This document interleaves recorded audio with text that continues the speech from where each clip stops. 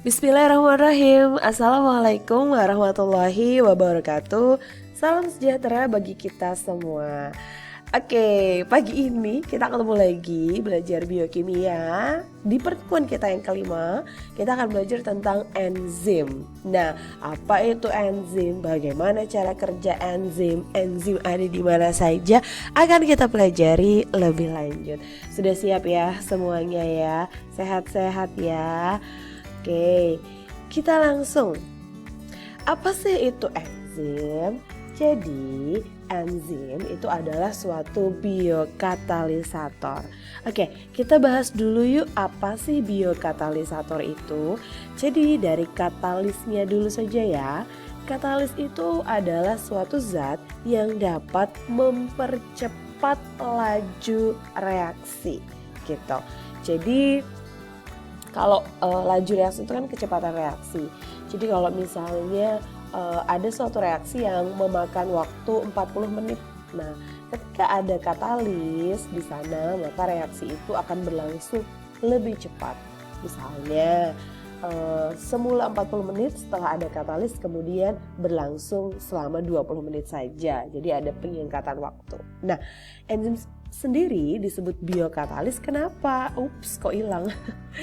Disebut biokatalis kenapa? Karena enzim ini khusus ya, hanya ada pada makhluk hidup kayak gitu.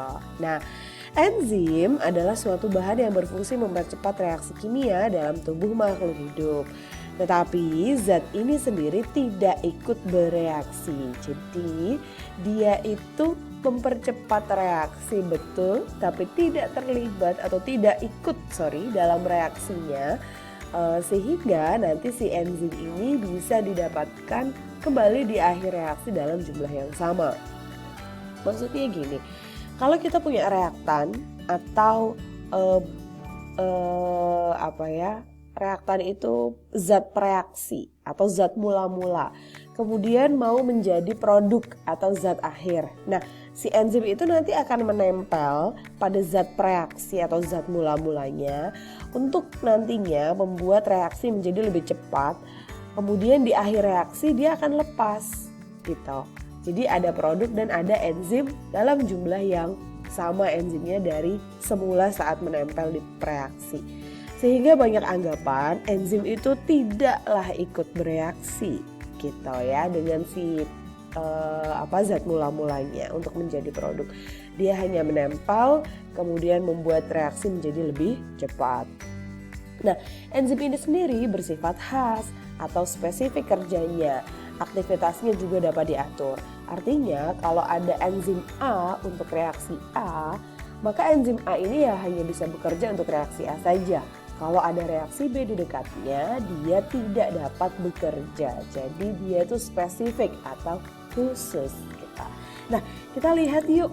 Ini ada suatu gambar yang Ibu tunjukkan. Kita lihat dari garis yang biru dulu. Semua fokus ke bagian yang biru ya. Ini kita mulai dari reaktan atau preaksi. Tadi reaktan atau preaksi itu adalah zat mula-mulanya atau bahannya. Kalau kalian mau bikin donat, bahannya apa sih? Tepung misalnya bahan utamanya. Nah, ini tepungnya.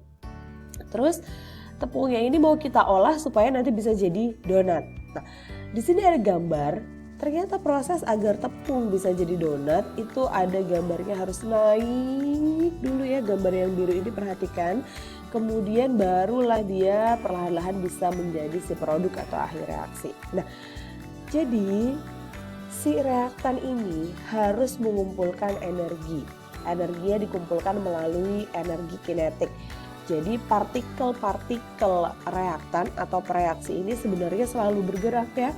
Dan jadi kalau kalian lihat itu partikel, misalnya partikel air, terus sebenarnya dia nggak diem aja partikel air. Nah, partikel air tuh ya gerak gitu ya ke sana kemari.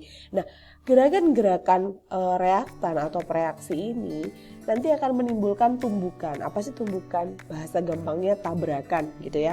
Kalau molekulnya saling bergerak, nanti kan akan ada tabrakan. Nah, tabrakan atau tumbukan itu dapat menghasilkan energi yang kita sebut sebagai energi kinetik.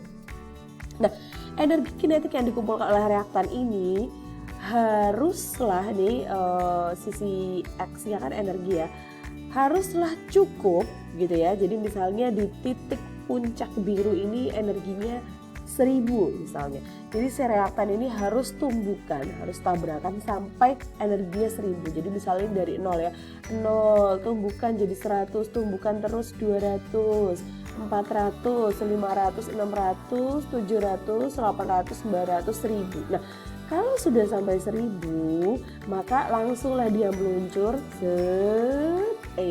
gambarnya kemana?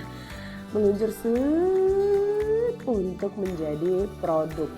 Artinya bagaimana? Kalau energinya nggak kekumpul sampai 1000, si produknya berhasil terbentuk nggak? Jadi misalnya produknya cuma kekumpul sampai 700, cuma di sini aja. Berarti produknya berhasil terbentuk nggak? Enggak, produknya nggak akan terbentuk. Jadi haruslah sampai 1000 di sini, ya. Nah, terus apa maknanya ada enzim di sana? Jadi si enzim itu nantinya dia akan membentuk garis merah ini, dia akan membuat jalur yang baru. Nah, energi aktivasi yang dengan katalis atau dengan enzim ini, energi aktivasi itu belum saya jelaskan ya tadi. Energi aktivasi adalah energi minimum agar reaksi bisa berlangsung. Jadi kalau tadi Ibu bilang reaktan ini misalnya di sini titik biru adalah 1000, harus mencapai 1000 baru reaksi berlangsung. Nah, itu namanya energi aktivasi. Nah, kehadiran enzim atau katalis itu fungsinya adalah membentuk jalur baru atau energi aktivasi yang baru. Dia menurunkan energi aktivasinya. Kalau sebelum pakai enzim, energi aktivasinya harus 1000. Dan setelah pakai enzim, misalnya ini kita kurangi jadi 600 aja. Nah, bayangkan dong ya, kalau kita pakai enzim artinya tumbukannya itu kan terjadi sama-sama dari 0. Tapi kita tumbukan 100, 200, 300, 400, 500, 600, udah langsung sampai puncak. Berarti reaksi udah langsung terjadi, terbentuklah produk. Artinya apa? Reaksi akan berlangsung lebih cepat gitu ya. Jadi misalnya kita punya reaktan menjadi produk tanpa enzim atau tanpa katalis, reaksi akan lebih lambat. Tapi kalau kita pakai enzim atau katalis, kita akan dapat reaksi yang lebih cepat. Karena apa? Jangan lupa, karena energi aktivasinya diturunkan oleh si enzim atau si katalis ini, gitu ya. Oke. Jadi enzim itu peranan penting banget bagi tubuh kita agar segala proses yang ada dalam tubuh itu bisa berlangsung lebih cepat gitu ya. Karena kalau tanpa enzim prosesnya akan lambat sekali. Nah, sekarang kita lihat yuk, bagaimana sih struktur enzim? Jadi penjelasannya begini. Enzim itu kalau strukturnya sempurna, maka dia akan aktif ya mengkatalisis. Nah, struktur yang sempurna dari enzim itu harus ada beberapa bagian di dalamnya. Nah, di sini disebutkan kalau ada koenzim dan atau ada gugus logam, maka si struktur enzim itu disebut struktur yang sempurna atau holoenzim. Emang sebenarnya gimana sih enzim? Jadi enzim ini kebanyakan itu sebenarnya disusun atas protein, ya. Baru kita sempat bahas tentang protein, jadi peranan krusial atau fungsinya protein kemarin kita udah bahas. Salah satunya adalah dia membentuk enzim gitu ya. Nah, si protein itu adalah penyusun enzim yang utama. Kalau enzimnya sempurna, maka si protein ini akan bersama-sama terikat dengan koenzim atau gugus logam. Jadi proteinnya aja itu sudah disebut enzim. Tapi kalau mau strukturnya sempurna, proteinnya harus terikat dengan koenzim atau ion logam. Nah, koenzim atau ion logam ini kita sebut kofaktor. Jadi kalau protein aja sudah enzim, Ibu ulangi. Sedangkan kalau protein ditambah kofaktor, kofaktornya boleh organik, ya, koenzim, atau boleh juga anorganik berupa ion logam.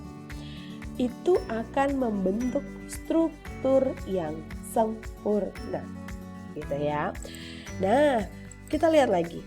Kofaktor pada beberapa enzim itu bisa terikat secara lemah, bisa juga terikat secara kuat atau secara permanen. Jika kofaktor terikat kuat dengan protein enzim, maka struktur enzim itu disebut dengan prostetik. Nah, struktur ini menyebabkan si enzimnya suka terurai ya nantinya dalam larutan, jadi dia lebih stabil. Nah, jika kofaktornya terikat lemah dengan protein struktur ini, maka dia disebutnya koenzim. Jadi prostetik itu yang lebih kuat, koenzim itu yang lebih lemah. Struktur ini mudah dipisahkan ya kalau si koenzim dengan cara dialisis. Nah, ini adalah beberapa jenis kofaktor logam atau kofaktor anorganik yang perlu kalian ketahui. Misalnya kita punya ada Fe2+, Fe3+, ini dia terikat pada enzim dan membentuk enzim namanya oksidase sikrom, katalase, dan peroksidase. Kalau dia ada protein yang terikat dengan Cu2+, maka dia disebut oksidase sitokrom. Berikutnya Zn2+, Mg2+, Mn2+, K+, Ne2+, MO dan Se ini bisa kalian lihat sendiri. Nantinya bisa diulangi lagi saat melihat PPT-nya ya. Terus ini adalah beberapa jenis kofaktor dari molekul organik yang kita sebut tadi koenzim ya, ikatannya tidak terlalu kuat. Nah, ini tiamin pirofosfat, ada flavenin, adenin ya, FAD, kemudian ada NAD, ada koenzim A, kemudian ada adenosilkobalamin, kemudian ada biositin, ada tetrahidrofolat. Nah, ini disebut koenzim B12. Jadi salah satu wujud-wujud koenzim itu adalah vitamin. Nah, itulah mengapa kalau kita asupan vitaminnya itu sangat baik atau tepat sesuai dengan kebutuhan tubuh kita, itu akan membuat enzim menjadi lebih sempurna secara strukturnya karena dia akan terikat dengan vitamin-vitamin yang ada di tubuh kita. Artinya dia akan bekerja dengan lebih baik. Karena tadi ingat ya, enzim itu sebenarnya protein saja udah enzim, tapi kalau terikat dengan kofaktor, baik itu ion-ion logam maupun kalau dia terikat dengan molekul organik, itu akan menjadi struktur yang lebih sempurna. Artinya kerjanya dari enzim ini akan jadi lebih baik gitu ya.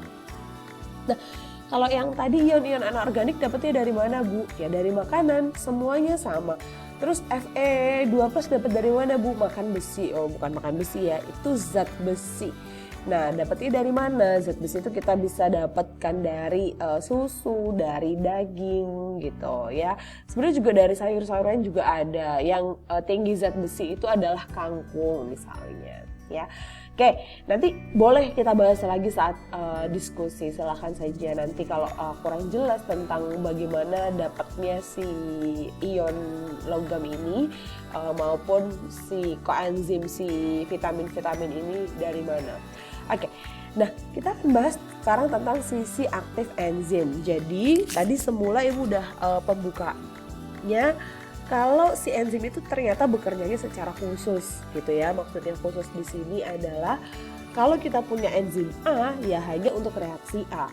Kalau kita punya enzim B ya hanya untuk reaksi B. Nah, mengapa kok begitu? Karena si enzim ini punya sisi aktif di mana bentuknya itu hanya cocok dengan substrat yang seharusnya. Kalau ada substrat yang lain ya nggak cocok gitu ya. Oke, kita lihat.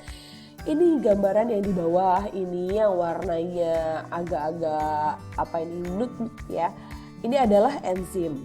Nah, kemudian yang melekuk-lekuk seperti ini itu adalah sisi aktif enzim. Nah, sisi aktif enzim ini khusus banget. Artinya dia hanya bisa bekerja pada substrat yang sesuai sekali dengan dia. Nah, ini kita lihat substratnya ya. Ini bentuknya seperti ini. Ini kalau dipasangin jeruk cocok seperti gambar yang ada di tengah. Oke. Substrat itu apa, Bu? Substrat itu adalah bahan mula-mula ya, atau yang tadi kita bahas di awal sebagai reaktan atau pereaksi yang akan diolah menjadi produk gitu ya. Nah, si substrat ini nanti nempel di enzim. Nah, nanti antara enzim dan substrat itu akan membentuk ikatan, tapi ikatannya itu sangatlah lemah, weakness. Ya, Kenapa lemah? Ya karena supaya nanti enzimnya itu bisa di akhir reaksi lepas seperti